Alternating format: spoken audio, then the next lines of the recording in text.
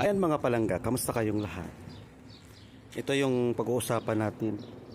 'Di ba? Sinabi ng Korte Suprema, pinag-utos na nasaan ang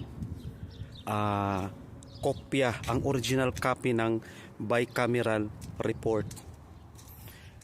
Sa mga naniniwala ng mga bashers ko dyan na sasabihin ninyo ay hindi naman totoo, wala namang blanco na nangyayari. Hoy, gumising kayo. Huwag kayong pabungol-bungol, huwag kayong pabingi-bingian dyan. Tsaka huwag kayong pabulag-bulagan dyan kasi alam nyo naman kung ano ang nangyayari. Ano nga ba ang nangyari sa bicameral report na yan? Mismo Korte Suprema na ang nag-utos na ipakita ang original na kopya para magkaalaman na. Kung ipapakita nila yan, doon tayo magkaanuhan kung totoo o hindi. Kasi talagang nakikita naman na mayroon talagang bicameral report na nangyayari. Kaya kayo mga kawakwak, mga mabaho kayo ng mga bunganga kayo, yung mga comment ninyo, mga mabaho din, kagaya din ng inyong amo.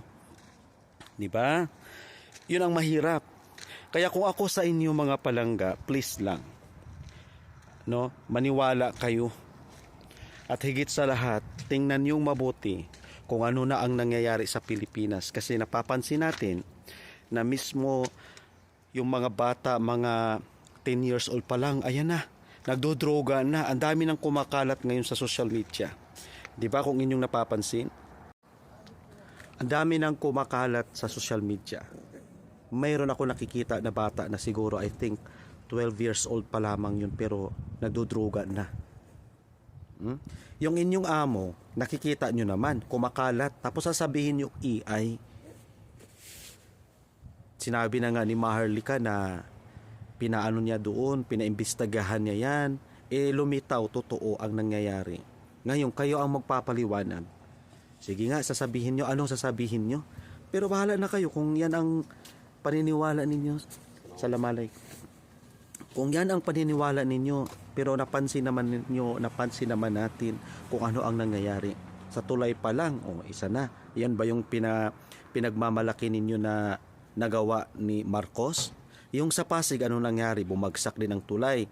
So, pinagmamalaki din yon ni Marcos. Tapos sasabihin ninyo, gawa or project ni former President Rodrigo Duterte. Hindi yun. May nakalagay doon .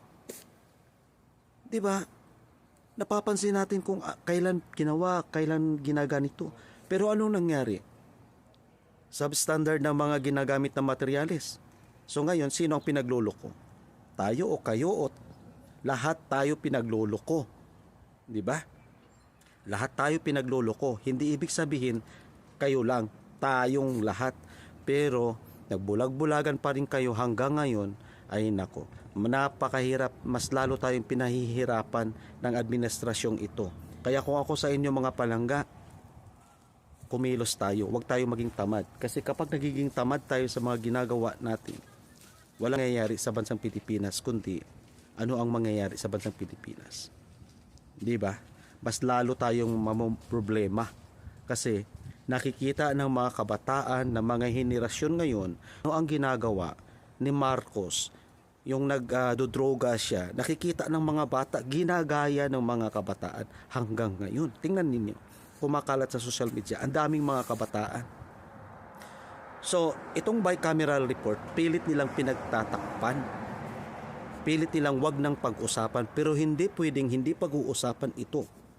Lalong-lalo na ngayon, simula na ngayon, 3 araw silang magdidebate, mag-oral argument sa Korte Suprema. Saan ba yun? Sa Baguio. Updated ako . Lagi ako nanonood, nakikinig ako. Tapos sasabihin niyo sa akin, ako ganito, ganyan. Parusahan nawa. Anong parusahan? Paano tayo parusahan? Nagsasabi lang naman ako ng totoo. Bakit wala ba akong karapatang magpahayag ng aking nararamdaman o aking nalalaman? Gusto niyo ba magpahanggang sa walang hanggan tayo lulukuhin ng administrasyong ito? Hindi pwede yung ganun mga palangga. Gusto niyo bang bumalik tayo sa nakaraan? Wag naman. Kawawa yung mga kabataan. So, yun lang yung masasabi ko mga palangga. Kayo nang humusga.